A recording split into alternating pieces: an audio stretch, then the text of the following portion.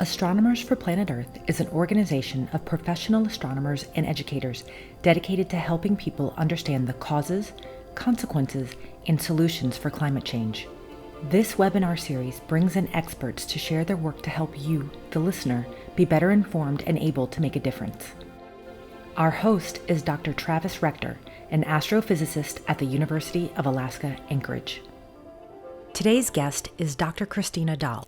Dr. Dahl is a senior climate scientist for the Climate and Energy Program at the Union of Concerned Scientists. In her role, she designs, executes, and communicates scientific analyses to make climate change more tangible to the general public and to policymakers. Dr. Dahl earned a PhD in paleoclimate from the MIT Woods Hole Oceanographic Institution Joint Program and a BA in Earth Sciences from Boston University. Hi, everyone, and welcome to our webinar for this week. And today we have Dr. Kristina Dahl, who is a senior climate scientist with the Union of Concerned Scientists, and her background is in paleoclimatology. But today she's going to be talking with us about how scientists from all branches of science, including astronomy, can be advocates for climate change. So thank you, Kristy, for being with us today. Thank you so much for having me. So as Travis said, my name is Kristina Dahl, and I'm a senior climate scientist at the Union of Concerned Scientists. And I'm excited to talk to you because you all are people who have some interest in science, through your interest in astronomy. And right now, there's a moment in our country when we really need to galvanize the scientific community around advocating for climate solutions. Climate change is an enormous problem we're facing, and the more allies we have in this fight, the better off we will be. First, I wanted to give you a little bit of background about my organization. So the Union of Concerned Scientists was founded in 1969 here at the Massachusetts Institute of Technology, where I did my graduate work. And it was founded because at the time, scientists saw a lot of money being poured into weapons research, specifically nuclear weapons research. And this group of scientists wanted science to be done for the public good. So that was really our founding mission, to do rigorous science that could be put to work for a better planet and for better public policies. So the organization's about 50 years old now, and we still aim to do this kind of science for a healthy planet and a safer world. Through programs like our Climate and Energy program, which is where my job is housed, we are able to make progress toward climate action by doing things like producing our own science that's independent, it's not funded by any industry or any government, and doing science that is applicable to public policy and really coming to the research table and developing questions for research that we think will be relevant for public policy.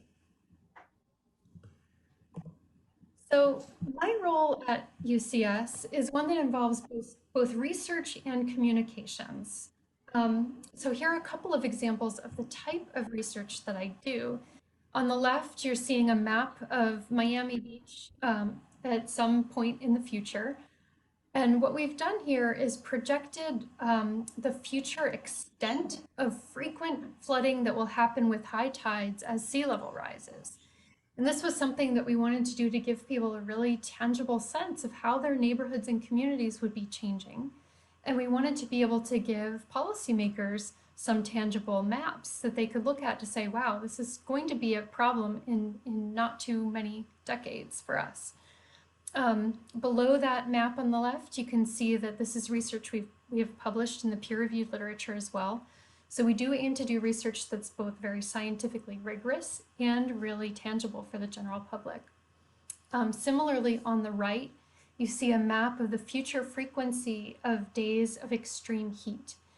And this was work that we've moved into because extreme heat is going to affect all 50 states rather than sea level rise, which will just affect our coastlines.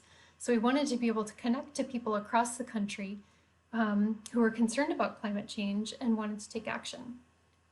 Similarly, this is research we've published in the peer-reviewed literature as well.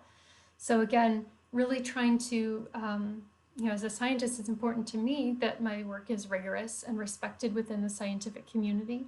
But in terms of being able to incorporate that research into public policy, it also needs to be something that the average person can understand, that the media can understand, and that our legislators can understand. So that's really, when we're coming to our research questions, we think about things like, how compelling is this going to be to the average person? Is this scientifically rigorous? Is this relevant for public policy? And is this something that the media would be interested in? Because that's one avenue where we can really begin to raise awareness of climate change issues. Another big part of my work at UCS is communications. So we use a really broad variety of communications means in order to get the word out about the severity and the urgency of climate change. Up in the top left here, you can see this is an event where I'm talking to reporters about climate science that was being discussed as part of these climate lawsuits that cities and states are filing against fossil fuel communities. And I attended a hearing for one of those cases, and afterwards reporters have some basic questions about, what was the climate science that was presented, and how accurate is it, and how does it play into this kind of case? Below that, you can see a picture of me presenting. This is on Capitol Hill. We had a hearing for congressional staff on extreme heat and the future impacts of extreme heat.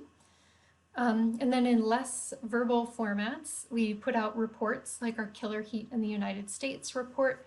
That's, a literal beautifully printed piece of work that we can hand out to anyone in the general public, to policymakers, their staff. And we also do a lot of blogging. So down below that report, you can see this 5 of California's 6 largest fires on record blog post that I put together last fall when California was in the midst of its most extensive wildfire season on record.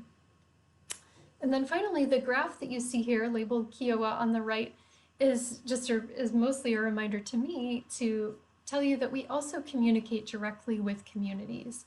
In this case, it's a graph I developed for Kiowa Island in South Carolina, where they were developing a sea level rise action plan and wanted more information about how their community would be affected by sea level rise at various points in the future. So I had the privilege of going to Kiowa Island and talking to them about the research we had done and what it meant for their community. So we use these various communications types to try to reach different audiences to spur action on climate change, whether that's very technical pieces like peer-reviewed papers, or very tangible pieces like a bar graph showing how many homes are at risk in a community from sea level rise. We try to integrate our scientific results into all of these different pieces. Our work involves both long-term research and short-term projects. So here's just a sampling of the body of work that we've developed over the course of many years on sea level rise. We put out the 4 reports that you've seen here, in addition to doing many, many blog posts. And this was a multi-year effort to try to communicate the risks of sea level rise for US coastal communities. But we also do a lot of short-term projects that focus on things that are happening right now.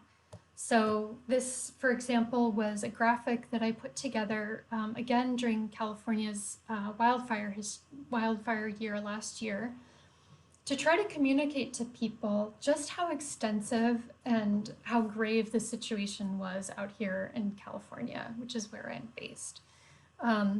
So we'll do things like this graphic combined with a hard-hitting blog post.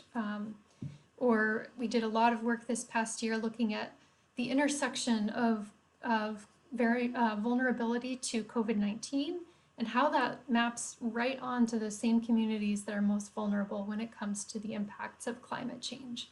So we do have these long-term objectives that we're trying to develop deep research in, as well as short-term things that crop up in response to what's going on in the world at any given moment.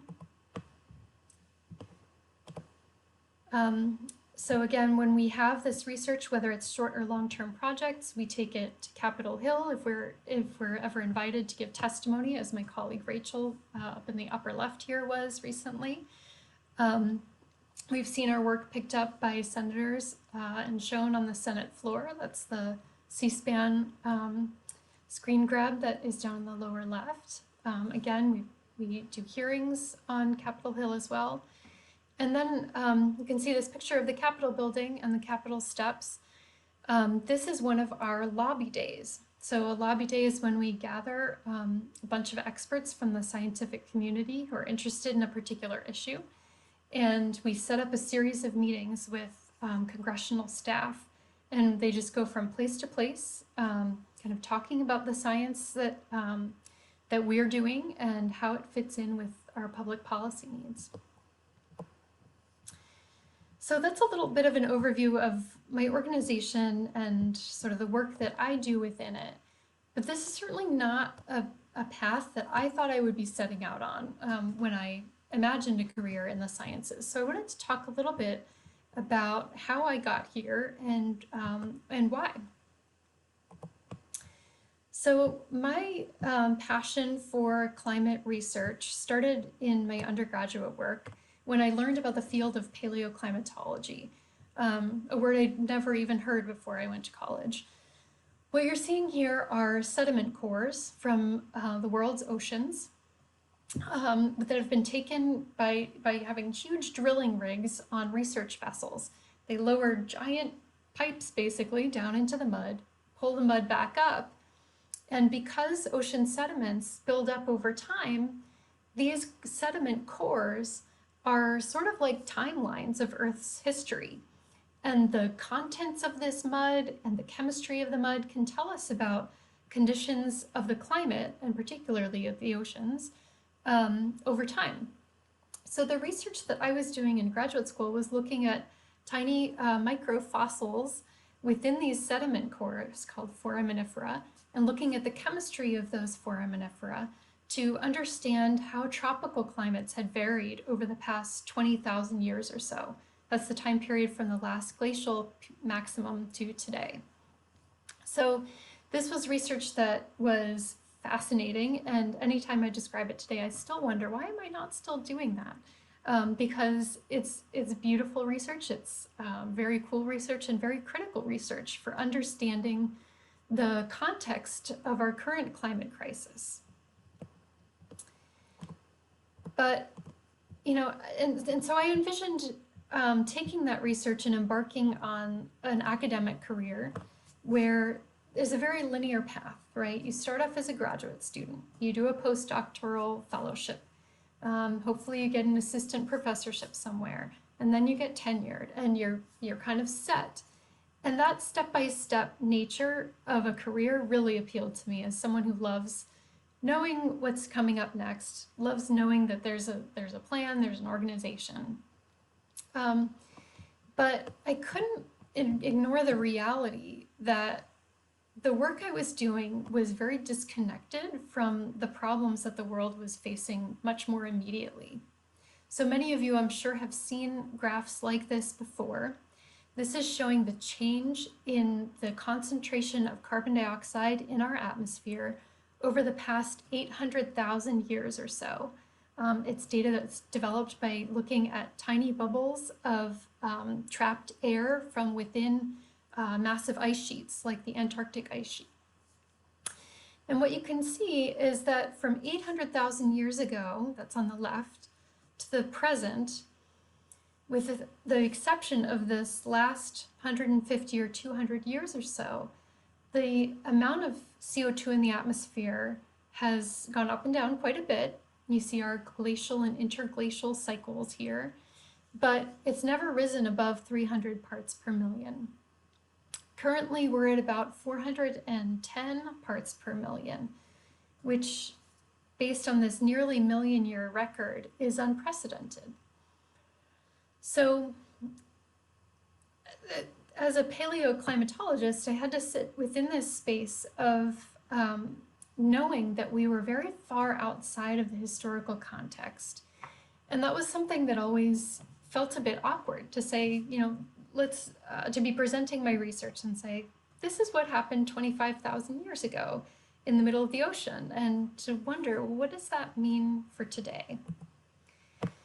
And just as I was really grappling with this, as I was finishing up my graduate work and transitioning to a postdoc, the movie An Inconvenient Truth came out. So this was in about 2005 or 2006. This was Al Gore's movie in which he laid out the science of climate change in an incredibly effective series of slides, basically a PowerPoint presentation. So the science here wasn't new to me, which is a good thing. It speaks of, a well-rounded graduate education, I suppose. But the feeling of urgency that this film conveyed really was. And I found myself at this crossroads of saying, do I want to continue on this academic path, or do I want to step off of it? And I felt, after seeing this movie and after thinking about the disconnect between my own research and what was happening in the real world, that I couldn't just stand by and watch others try to navigate this. I wanted to and needed to do something about the changes in climate that were really staring us in the face, rather than continue to refine our understanding of the changes that occurred thousands of years ago. Which is not to say that work is any less important, but personally for me, I found it that I wasn't feeling satisfied by it. And so I stepped off that academic path into something that looked much more like a maze and a labyrinth, where I wasn't sure what my next career moves would be or what that would look like. And in some ways that's very freeing, and in other ways it was very disconcerting.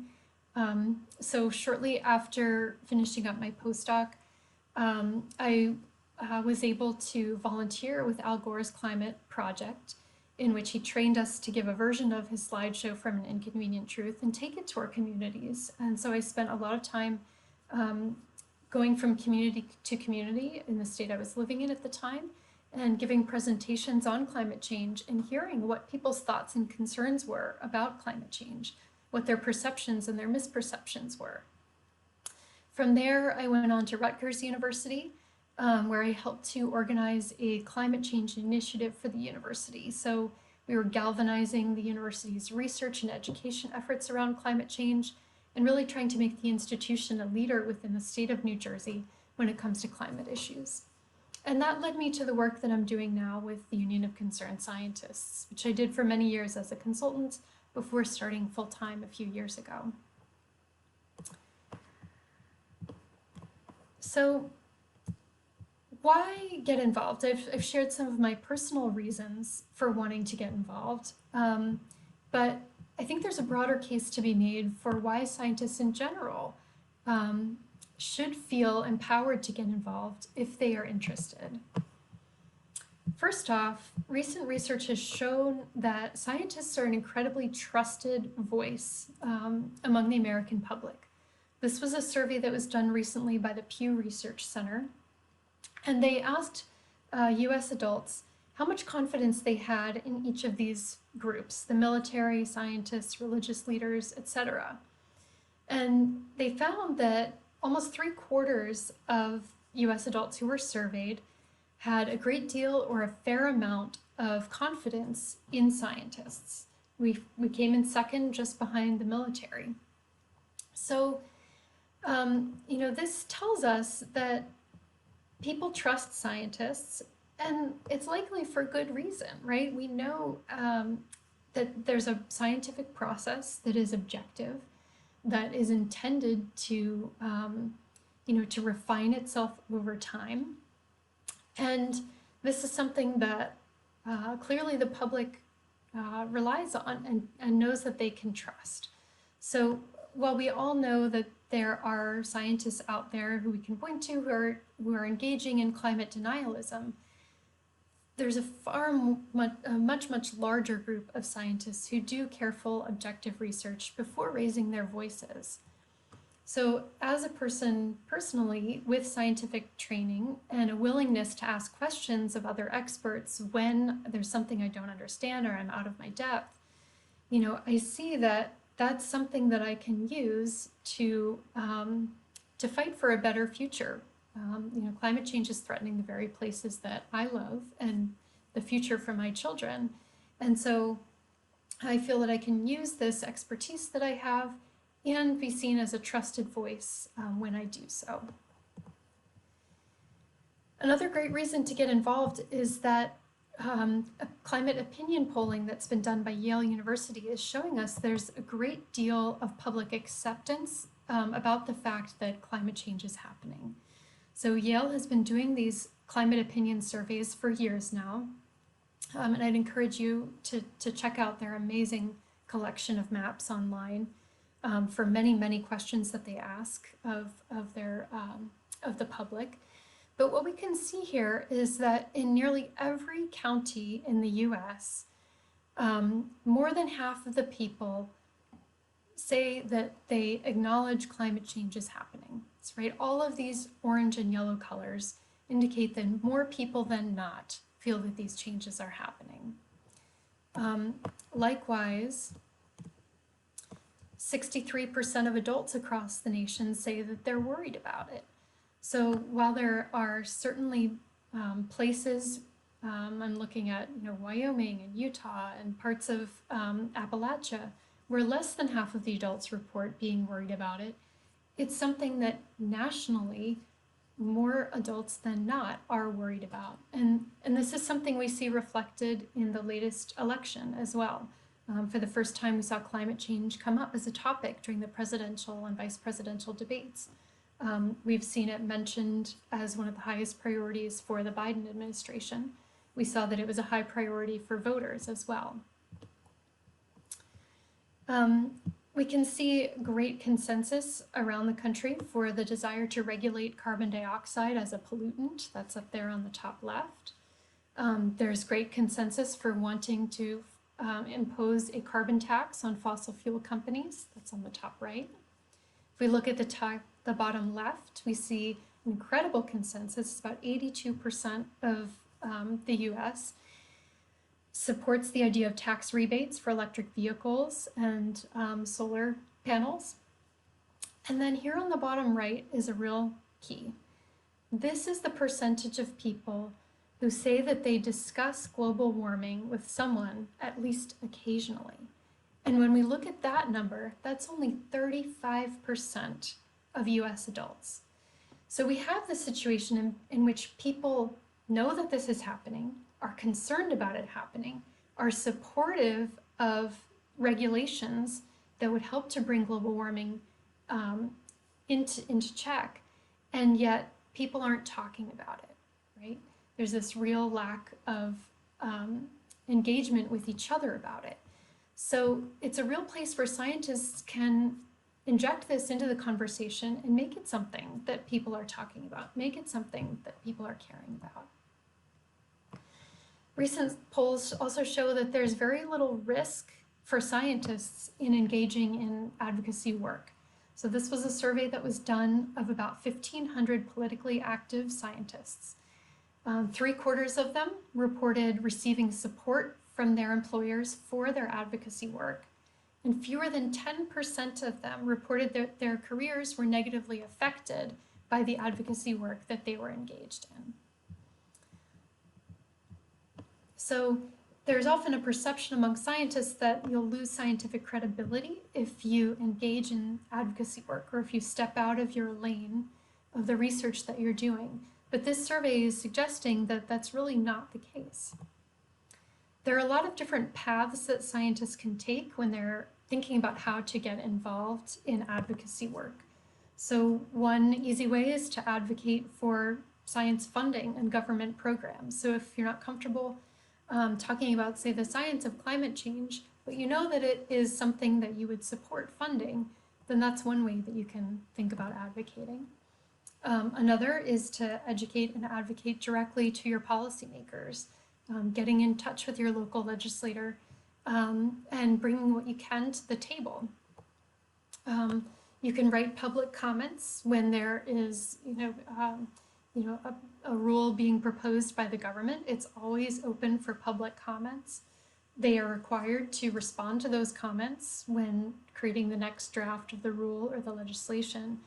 So that's one way that you can get involved in advocating for sound climate policies. You can join all kinds of committees and commissions, whether they're local, state, or federal. Again, engaging the general public, engaging your community specifically, get people talking about climate change and kind of heighten the awareness and importance of it. If you're comfortable talking to the media, if that's something that you're interested in doing and feel confident in your ability to speak to the science or whatever issue is being raised. There are also many, many community groups who are addressing climate change either directly or indirectly, who are always looking for scientific support. In terms of where to start, it can feel kind of daunting if it's something that you're not engaged in already. But as scientists, you can think about either filling a gap in existing resources that exists in your community, or think about how you can add to or amplify the existing voices that are there. In many communities, the environmental justice community has been extremely vocal and active, and is something that you can think about just adding your voice to, rather than trying to fill a gap that you might see. Take a cue from the groups that are already active on the ground. If you're looking to kind of beef up your knowledge about climate change, if you're wanting to become more outspoken about it, there are a number of great online resources that I would recommend. There's also a whole lot of not great resources out there, as I'm sure we've all encountered scientific disinformation over time. But this is a great list to keep on hand. These are places that I reference every day in the work that I'm doing if there's an issue I'm trying to spin up on. And in particular, I'd keep an eye out for the next iteration of the National Climate Assessment, which should be out in the next year or two, as well as future IPCC reports. Those two assessments are great ways to that they distill down all of the recent knowledge, all of the recent findings about climate science, and typically have a nice list of kind of key takeaways that anyone can digest, and that then there's just a whole host of hundreds of pages of resources if you want to dig deeper. I also wanted to mention that the Union of Concerned Scientists has what we call our Science Network. So this is a community of over 20,000 scientists across the US who are committed to using their expertise by promoting science-based solutions to issues like climate change. So this is a network of scientists that we engage to help inform decisions that are critical to our health and safety and environment. And it also aims to activate the scientific community about the impacts that science can have in the public sphere. So our Science Network members advocate for data-driven policymaking in all kinds of realms, in all kinds of different ways. The kinds of things that Science Network members might do would include partnering with community groups who are working on a particular issue and need greater scientific support. Our Science Network members also educate our legislators on the science behind pressing issues, doing those lobby days on Capitol Hill, like I mentioned. We also do those at the state level. Our Science Network members serve as resources for federal, state, and local advisory boards. They use their expertise during public comment periods. And they help just kind of shift the culture in the scientific community so that it feels more acceptable for scientists to be engaging in advocacy and raising their voices where they feel comfortable doing so. So if that feels appealing to you and you're interested in connecting with our Science Network, I'd encourage you to check us out on Twitter or send an email to us directly. You can text science to this number if you want to get more information, or just check it out online. So with that, I would like to say thank you to you all. I'm happy to answer questions and looking forward to talking with all of you. And I hope that you feel more empowered to engage in climate advocacy using your scientific voice. Thanks. Wow, thank you so much, Christy. That was really fantastic. I know that myself and many other people are going to have a lot of questions for you. in the Q&A session. So thanks again for meeting with us today to give us your talk. I'm happy to. Thanks for having me. We hope you've enjoyed today's talk. Each of our talks is followed with a Q&A session that you can learn more about in the video description. If you're interested in Astronomers for Planet Earth, you can learn more at our website, astronomersforplanet.earth, and on social media as well. If you would like to be notified about future talks and events, please follow and join us.